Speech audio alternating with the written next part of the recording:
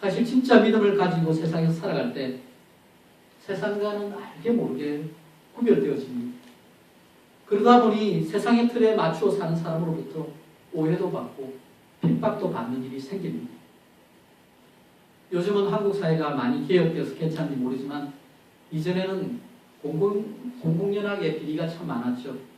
그래서 일반 회사는 이중장부를 만들고 세금을 줄이는 게 당연한 것처럼 여겨지는 시대도 있었습니다.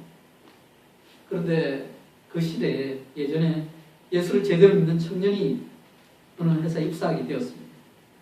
처음에 들어가서 일을 아주 잘해서 또 성실해서 인정을 받았습니다. 그리고 이제 인사 발령에 따라서 맡은 파트가 재정 파트로 들어가게 되었습니다. 그런데 재정 파트에 들어가게 되니까 이 신앙과 실제 일하고의 갈등이 생깁니다. 이중장부를 만들어서 비자금을 확보하라는 상사의 지시가 떨어졌습니다. 그런데 이 젊은이가 갈등하기 시작했죠. 그래서 고민하다가 이제 상사에게 얘기합니다. 제가 다른 일을 열심히 하겠는데 이렇게 부정직한 이중장부는 못 만들겠습니다. 그런데 그렇게 인정받던 그 젊은이가 그때부터 상사로부터 욕을 얻어먹기 시작합니다. 미움을 받아 직장 동료로부터 왕따를 당합니다. 그렇습니다. 이것이 세상이 정직한 믿음을 대하는 방법입니다. 그래서 결국 그 형제는 상사에게 미움을 받고 지방으로 밀려나게 되었습니다. 그런데 그 다음 해 그 회사의 세무조사가 시작되는데 그동안의 비리가 이제 그 회사에 심각한 문제가 되었습니다. 엄청난 세금과 함께 담당자들이 다 법적으로 책임을 지는 일이 발생했어요. 그런 다음 이제 회사가 투명한 경영 바람이 불고 또 기업마다 그런 분위기가 불기 시작했습니다. 그래서 그때 쫓겨난 그 형제가 적임자 이렇게 추천받아서 그렇게 다시 올라오게 되었습니다. 믿을 만한 사람이라고, 정직한 사람이라고 회사 가운데 소문이 나 있었던 것입니다. 사랑하는 여러분, 우리가 세상에서 바르게 살아갈 때 악한 세상으로부터 핍박을 받을 수 있습니다. 그러나 우리는 늘 그런 상황 가운데서 우리가 사람들에게 좋게 하라, 하나님께 좋게 하라. 바울이 고백했던 것처럼, 바울이 갈등했던 것처럼 그런 선택 앞에서 바른 결정을 하며 하나님 앞에서 살아가야 합니다. 특별히 이 얘기가 사랑의 이야기 연결됩니다. 사랑하는 일에 있어서 우리는 하나님의 인도하심이 절대적으로 필요합니다. 우리 성도라는 것은요, 세상이 우리를 미워할지라도 그 가운데서도 사랑을 추구하며 살아가는 존재입니다. 사도 요한은 우리가 형제를 사랑할 때 사망에서 생명으로 옮겨진 것을 알 수 있다고 말합니다. 또한 형제를 사랑하지 않는 자는 여전히 사망에 머물러 있는 자라고 그렇게 합니다. 심지어 오늘 본문에 보시면 형제를 미워하는 자는 살인하는 자며 그 속에 영생이 없다고 같이 그렇게까지 강조하며 우리에게 정보를 줍니다. 사도 요한이 왜 이처럼 사랑의 중요성을 강조할까요? 우리를 미워하는 세상에서 형제 자매들이 서로 사랑해야 되는 이유가 무엇일까요? 우리는 그 이유를 우리가 믿고 따르는 예수님에게서 찾을 수 있습니다. 우리가 서로 사랑해야 하는 이유는 그리스도께서 우리를 위해 목숨을 내어주셨기 때문입니다. 죄인인 우리는 그리스도의 무한한 사랑을 깨닫고 받아들인 자들입니다. 예수님께서 우리를 사랑하사 십자가의 죽으심으로 우리에게 구원과 영생을 허락해 주셨습니다. 따라서 그 십자가 사랑, 그 십자가의 은혜를 깨닫는 우리는 마땅히 하나님께 받은 사랑을 베풀며 살아야 합니다. 그런데 그가 쉽지가 않죠. 사실 사랑하기가 쉽지 않습니다. 우리는 사랑을 베풀며 살기에 앞서서 우리 자신을 점검해 볼 필요가 있습니다. 우리 삶 가운데 자리 잡고 있는 혹시라도 썸뿌리가 없나 살펴볼 필요가 있습니다. 형제 자매를 계속 미워하는 것은 살인하는 것과 다름이 없다는 오늘 본문의 경고의 말씀을 기억하면서 보면 우리의 과거와 또 오늘날 우리가 살고 있는 모습을 돌아볼 필요가 있습니다. 특별히 과거에 자라오면서 과거에 신앙생활을 하면서 또 여러 관계 속에서 받았던 상처가 오늘 우리의 마음속에 미움으로 남을 수 있습니다. 하나님의 이 사랑하라는 그 말씀이 바로 다가오기보다는 불편하게 들려질 수도 있습니다. 그러나 혹시라도 우리 마음 안에 미움이 있다면 하나님의 은혜로 그것이 용서와 사랑으로 바뀔 수 있도록 기도해야 할 것입니다. 예수님께서 이렇게 말씀하셨죠. 그러므로 예물을 제단에 드리다가 거기서 내 형제에게 원망 들 만한 일이 있는 줄 생각나는 예물을 제단 앞에 두고 먼저 가서 형제와 화목하고 그 후에 와서 예물을 드리라. 그렇게 말씀하셨습니다. 그때 아마 창세기 그 가인과 아벨 그 예배를 기억할지 모릅니다. 결국은 제사를 드리는데도 하나님 앞에서 바로 서지 못하면 제사를 드리고 나서도 문제가 생기죠. 형제와 화해하는 일 우선순위를 놓치고 아무렇지도 않게 하나님께 예배드리고 할 때 문제가 생길 수 있다. 그 사실을 우리가 기억해야 합니다. 우리는 이 세상에 퍼져 있는 그 미움을 하나님의 사랑으로, 하나님께서 우리에게 베푸신 사랑으로 바꾸며 살아가야 합니다. 우리가 사랑할 때 우리 속에 예수님이 계신 것을 세상이 볼 수 있습니다. 그리스도인과 일반 사람의 차이는요, 이 사랑에서 차이가 납니다. 보통 사람은 사랑할 만해야 사랑합니다. 그런데 예수님께서는 우리가 사랑할 만하지 않고 우리가 죄인 되었을 때 우리를 사랑해 주셨습니다. 우리를 먼저 사랑하셨습니다. 그 사랑 때문에 우리가 하나님의 은혜 가운데 살아가고 있는 것입니다.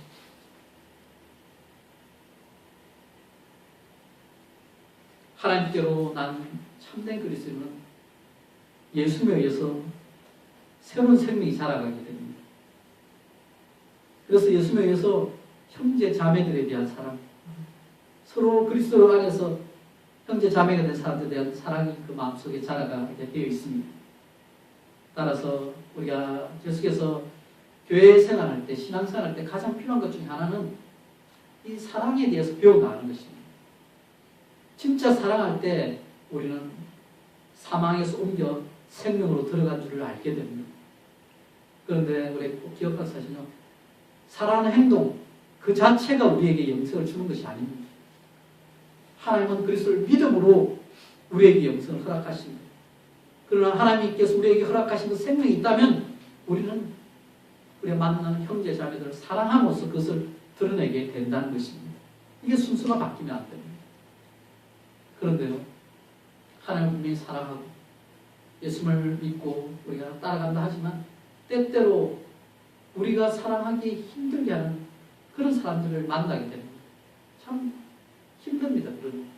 특히 과거에 우리에게 상처 줬던 사람들과 비슷한 사람들을 만나게 되면 괜히 미워집니다. 괜히 싫어집니다. 그럼에도 불구하고 하나님의 사랑이 우리 가운데 임하면 그들을 사랑하고자 하는 근본적인 그 시도가, 근본적인 하나님의 사랑의 마음이 우리의 삶을 통해서 조금씩 드러나게 되는 것입니다.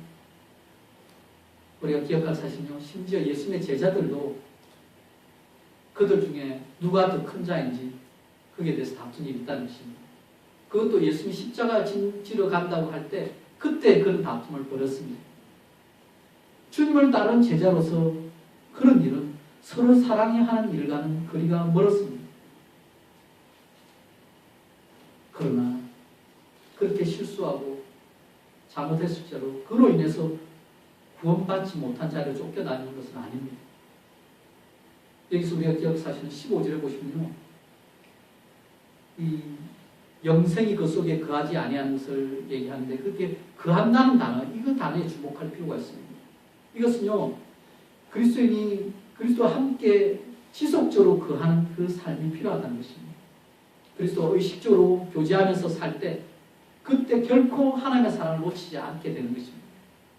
그런데 누가 습관적으로 미움을 품고 살거나 아니면 심지어 지속적으로 악을 행한 후에도 전혀 후회하는 마음도 없고 또 그에 대해서 전혀 양심의 가치가 없이 살아간다면 그는 그리스도인이 아닌 것이죠. 만나는 사람마다 미움으로 대하고 분노로 대하고 선보다는 악한 성향을 드러낸다. 그게 그 사람의 지속적인 특징을 이룬다면 그 사람에 대해서 그리스도를 따르는 사람이다. 이렇게 할 수 없는 것입니다. 사실 그리스도인의 사랑은 미움과는 전혀 다른 모습으로 나타납니다. 사랑의 본질은 다른 사람을 미워하고 그들의 생명을 빼앗기보다는 오히려 다른 사람을 위하여 자신의 생명을 내어주는 데 있습니다. 우리 주님께서 그렇게 하셨죠. 우리는 예수 그리스도에게서 자신의 목숨을 내어주며 사랑하는 그 복음을 발견할 수 있습니다. 예수님께서 우리를 위해서 자기 목숨을 아낌없이 버리셨습니다. 그리스도인이 예수 그리스도를 따라가는 사람입니다. 그렇다면 마땅히 하나님께서 허락하신 형제 자매를 위하여 희생하고 그들을 위해서 헌신할 준비가 되어 있어야 한다는 것입니다. 사실 우리가 다른 사람을 위해서 자신의 목숨을 희생할 기회는 거의 없을 것입니다. 그런 기회는 특별한 경우죠. 하지만 일상에서 우리가 다른 모습으로 이런 희생과 헌신은 나타날 수 있습니다. 사도 요한은 이 음식물이나 의복과 같은 것들이 이 궁핍한 자의 일상생활을 지탱해 주는 것을 보고 그거의 생명의 의미를 확장시켜서 설명합니다. 만일 그리스도인의 사랑이 진짜라면 그리스도인의 사랑으로 우리가 나아간다고 할 때 형제의 궁핍함을 볼 때 그게 형제의 궁핍함이 생명의 의미가 연결될 때 그때 도와줄 마음이 전혀 생겨나지 않는다. 그렇게 말하는 것은 말이 안 된다는 것입니다. 17절에 그렇게 얘기했죠. 누가 이 세상의 재물을 가지고 형제의 궁핍함을 보고도 도와줄 마음을 닫으면 하나님의 사랑이 어찌 그 속에 거하겠느냐 했는데요. 여기 보면 도와줄 마음, 이 마음 속에요. 마음속 깊이 자리 잡은 하나님 주신 마음이 있다는 것입니다. 연약한 자들 다정다감하게 관심을 가지고 호의를 베푸는 그 마음을 의미합니다. 사랑에 대한 진정한 시금석은 그 사랑을 말로만 고백하는 것이 아니라 그 마음을 가지고 기꺼이 도우려는 자세가 따르는 것입니다. 그래서 오늘 사도 요한은 18절에 이렇게 우리를 향해 건면합니다. 오늘 주보에도 이 말씀을 새겨드렸는데요. 요한일서 3장 18절 말씀입니다. 우리가 이 말씀을 좀 같이 우리 말씀을 찾아주셔서 보겠습니다. 요한일서 3장 18절 말씀 함께 같이 보겠습니다. 주보 안쪽에도 있습니다. 같이 우리 말씀 읽겠습니다. 시작. 자녀들아, 우리가 말과 혀로만 사랑하지 말고 행함과 진실함으로 하자. 아멘. 우리가 이 목숨을 버려야 할 경우는 드물지만 그러나 서로의 필요를 채우기 위해서 도와줘야 할 때는 많이 보게 됩니다. 말과 혀로만 사랑하는 것이 아니라 형제를 위해 기꺼이 희생하고자 하는 마음, 행함과 진실함으로 드러나는 사랑이 우리에게 필요합니다. 특별히 우리에게 충분한 능력이 있는데 이웃의 어려운 상황을 보고도 외면할 때 과연 그 사람에게 하나님의 사랑이 있다고 할 수 있느냐, 그 문제를 오늘 사도 요한은 제기하고 있습니다. 우리가 말과 혀로만 사랑하는 거칠의 모습을 보여서는 안 됩니다.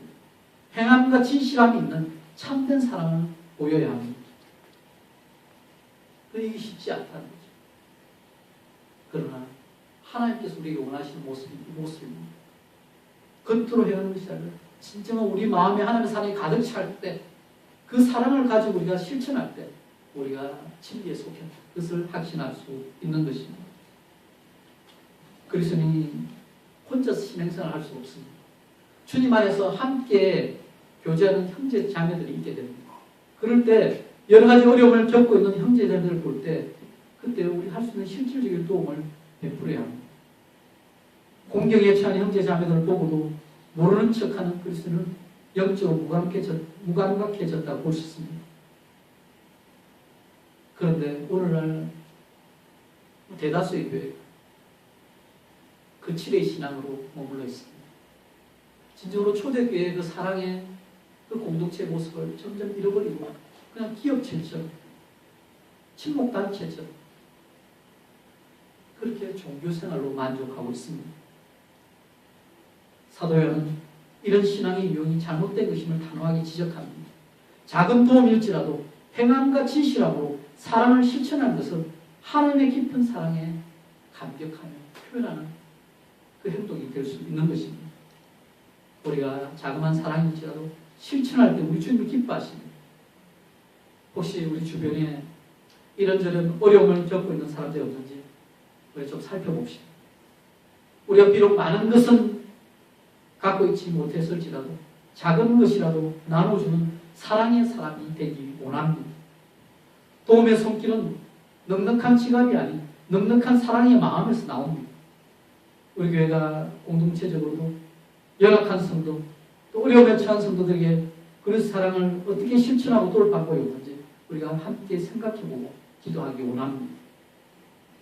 우리 하나님께 기도할 때 구체적으로 어떻게 도와야 될지 하나님께 지혜 주시고 또 하나님께서 지혜 주실 때 하나님 뜻대로 사랑을 실천하는 우리 모두가 되기를 바랍니다. 이런 얘기가 있었습니다. 돈으로 살 수 없는 것이 많이 있다 하면서 예전에 이런 얘기가 떠돌았습니다. 돈으로 침대는 살 수 있어도 잠은 살 수가 없습니다. 돈으로 책은 살 수가 있어도 지혜는 살 수가 없습니다. 음식은 살 수 있어도 식욕을 살 수는 없습니다. 집은 살 수 있어도 가정은 살 수 없습니다. 약은 살 수 있어도 건강은 살 수 없습니다. 이 신앙에도 비슷하게 적용해 볼 수 있습니다. 우리가 목에 거는 십자가는 살 수 있어도 우리 구세주는 살 수 없습니다. 교회 건물은 살 수 있어도 천국은 살 수 없습니다. 성경책은 살 수 있어도 믿음을 살 수는 없습니다. 사랑하는 여러분, 오늘 하나님께서 우리에게 믿음을 주시고 우리 이 자리에 있습니다. 하나님께서 우리에게 진짜 믿음을 주셔서 어떤 돈의 가치보다 귀한 믿음을 가지고 이 자리에 있게 하신 줄 믿습니다. 아멘. 할렐루야. 우리에게 이런 믿음 주신 그 은혜에 감사하면서 우리 하나님께 받은 사랑을 기억하면서 행함과 진실함으로 사랑을 드러내기 원합니다.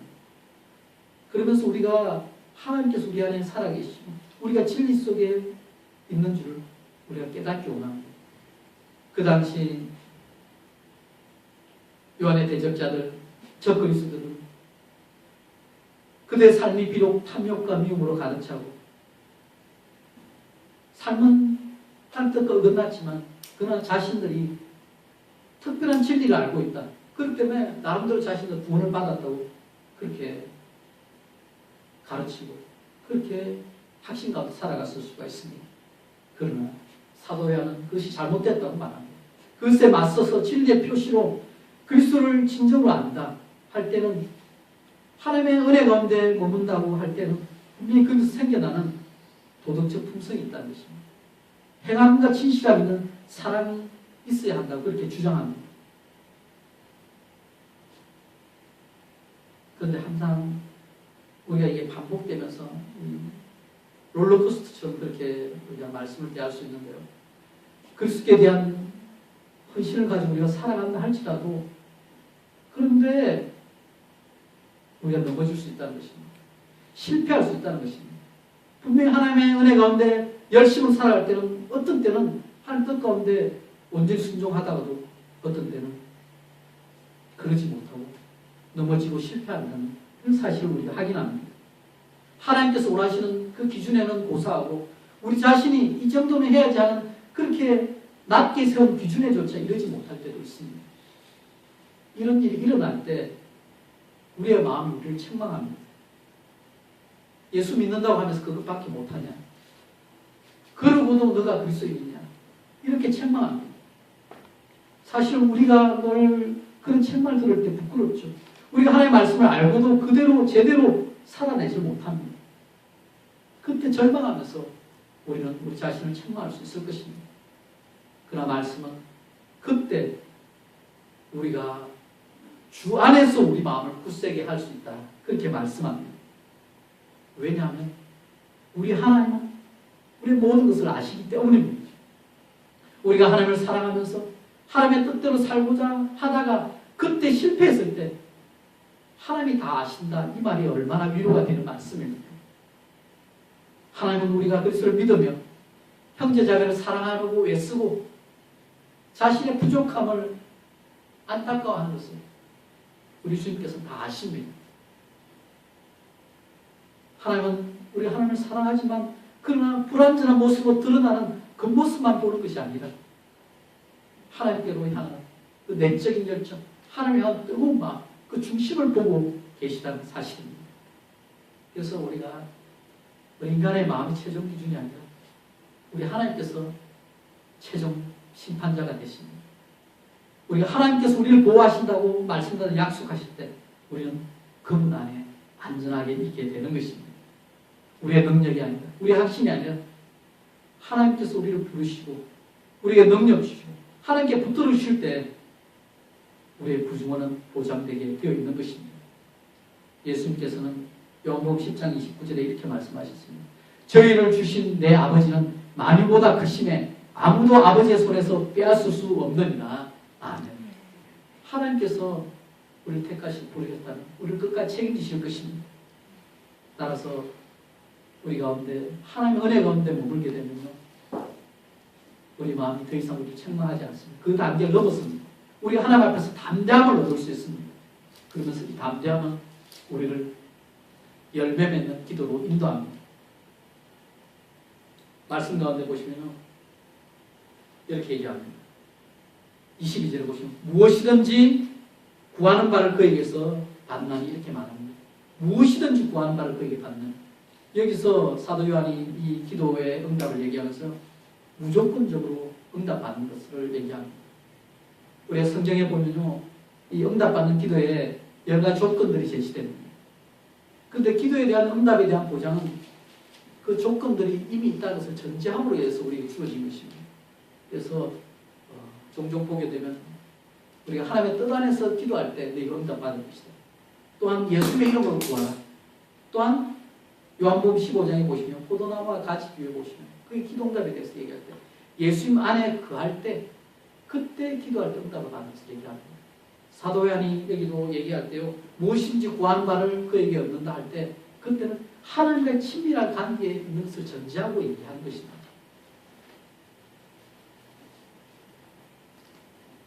우리 한 번 뭔가 좋은 일을 하고 그것을 통해 칭찬받고 또 딴 때 넘어지고 이것으로 우리 인생이 평가되는 것이 아닙니다.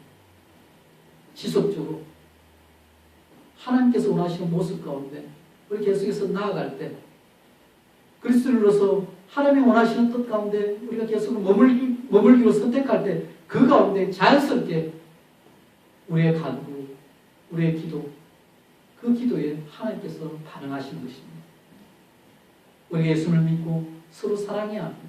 그 가운데 하나님께서 열매를 주신다고 약속하고 있습니다. 그 예수를 믿고 서로 사랑해야 한다. 이것이 하나님과 지속적인 관계 가운데 꼭 필요한 것입니다. 사도 요한은 그것을 두 계명으로 보지 않습니다. 하나님의 계명에 순종하는 자들은 그분 안에 살고 그분 안에 거하면서 예수 그리스도 이름을 믿고 그 가운데 서로 사랑함으로 행하게 된다는 것입니다. 사랑하는 여러분, 주님께서 우리 안에 거하시는 것을 우리가 아는 방법이 있습니다. 그것은 다른 방법이 아닙니다. 우리가 뭔가 착한 일을 해서 그것을 알 수 있는 것이 아니라 우리에게 주신 성령님에 의해서입니다. 그런데 성령님이 눈에 드러납니까? 드러나지 않죠. 그러니까 우리 마음 가운데 지속적으로 하나님이 원하시는 뜻 가운데 머물게 될 때, 또 주님께 주시는 그 마음 가운데 지속 순종하게 될 때 자연스럽게 하나님을 믿고 또 형제 사랑하며 형제자매를 사랑하며 그렇게 변화가 나타나게 된다는 것입니다. 따라서 우리 삶 가운데 오늘 말씀처럼 행함과 진실함으로 사랑하는 이런 모습이 드러날 때 성령님께서 우리 삶 가운데 임재하시는 분명한 표지가 된다는 것입니다. 예수를 사랑하는 것과 서로를 사랑하는 것은 분리할 수가 없습니다. 예수를 진정으로 사랑하면 그분이 피 흘려 구원하신 형제와 자매도 사랑하게 됩니다. 그리고 더 나아가서 아직도 복음을 몰라 어둠에 거하는 이웃도 예수의 마음으로 사랑으로 대할 수 있게 되는 것입니다. 혹시 여러분 삶 가운데 이전에 이웃을 돕다가 속았거나 상처를 입은 경험이 있을지도 모릅니다. 종종 우리 홈리스를 돕다가 이런 생각을 하게 되죠. 좀 홈리스를 돕다가 보면 건강한 사람들이 앉아있는 거 보면 좀 건강한 몸으로 일 좀 하지. 그렇게 얘기합니다. 그러면서 이렇게 일불 주면서 이거 모아서 술 마실 텐데 무슨 일이 될 것인가. 그러면서 우리가 냉랭해집니다.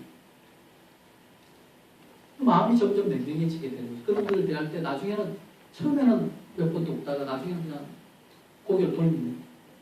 그러나 하나님께서 우리 도움이 필요한 자들에게 하나님께서 우리를 보내주실 수 있습니다.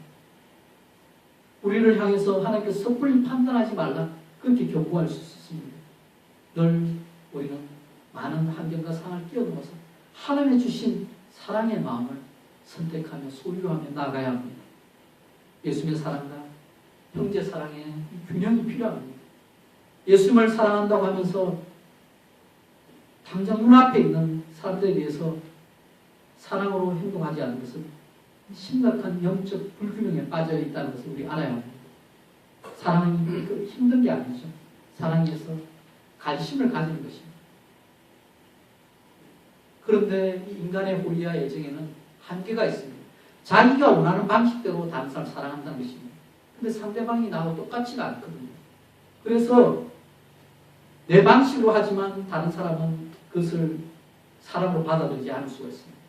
그래서 계속해서 시간이 필요하고 서로 맞춰가는데 인내가 필요합니다. 그러면서 어느 순간 마음이 통하는 거죠. 어느 순간 진정으로 하나님의 사랑이 그 가운데 드러나게 되는 것입니다. 사랑하는 여러분, 우리가 모든 사람을 사랑하려고 하면 힘이 들 수밖에 없습니다. 그러나 내가 만나는 사람 중에서 특히 하나님께서 우리 마음에 부담을 주시고 감동을 주시는 사람을 하나님 주신 사람으로 도우면 됩니다. 선한 사마리아인이 할 수 있었던 것은요, 자신이 만난 사람, 모든 사람 다 도와줄 것이 아닙니다. 자신이 만난 그 사람, 그 가운데 할 수 있는 최선을 다해서 실질적인 도움을 준 것입니다. 그것이 하나님께서 바라는 사랑입니다. 먼저 우리가 그리스도를 깊이 사랑하고 그 사랑을 확장시켜서 우리가 만나는 사람들 사랑 가운데 초대해야 합니다. 말씀을 정리하겠습니다. 사랑하는 여러분, 우리를 위해 죽으신 그 예수님을 우리가 늘 묵상하며 살아갑시다. 예수님을 생각하면 생각할수록 우리에게는 없지만 하나님의 사랑이 우리 안에 자라서 다른 사람을 바라볼 때 하나님의 사랑으로 우리가 나아갈 수 있는 것입니다. 우리 입술로만 늘 사랑한다 고백하지만 그러나 우리가 그 한 단계 더 나아가서 행함과 진실함으로 우리가 할 수 있는 만큼 사랑으로 실천하며 나아갈 때 우리 안에 계신 예수님이 드러날 것입니다. 이 한 주간 하나님 우리에게 기회를 주셨습니다. 하나님의 사랑으로 만나는 모든 사람들에게 행함과 진실함으로 진정으로 사랑을 베푸시는 저와 여러분 되시기를 예수 그리스도 이름으로 축원합니다. 아멘.